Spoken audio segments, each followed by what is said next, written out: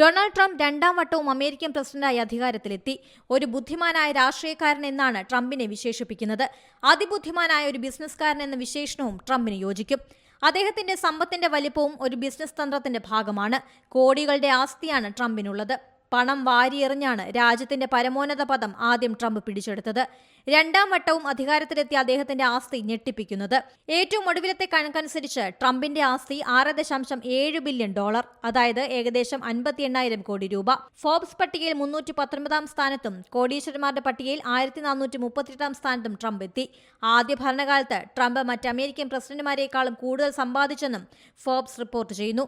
Real estate, media, technology, അങ്ങനെ പോകുന്നു ട്രംപിന്റെ ബിസിനസ് സാമ്രാജ്യം. ഏറ്റവും അധികം വരുമാനം ലഭിക്കുന്നതും ഏറ്റവും കൂടുതൽ ശ്രദ്ധിക്കുന്നതും റിയൽ എസ്റ്റേറ്റ് മേഖലയിൽ. അമേരിക്കയിൽ പലിശ നിരക്കിലുണ്ടായ വർധന ബുദ്ധിമുട്ടുകൾ ഉണ്ടാക്കിയെങ്കിലും അതിനെയെല്ലാം തരണം ചെയ്യാൻ ട്രംപിന് സാധിച്ചു. പിതാവിന്റെ പാത പിന്തുടർന്നാണ് ട്രംപ് റിയൽ എസ്റ്റേറ്റിലേക്ക് എത്തിയത്. പിതാവ് ഫ്രെഡ് ട്രംപ് ന്യൂയോർക്കിലെ അറിയപ്പെടുന്ന ഒരു റിയൽ എസ്റ്റേറ്റുകാരനായിരുന്നു.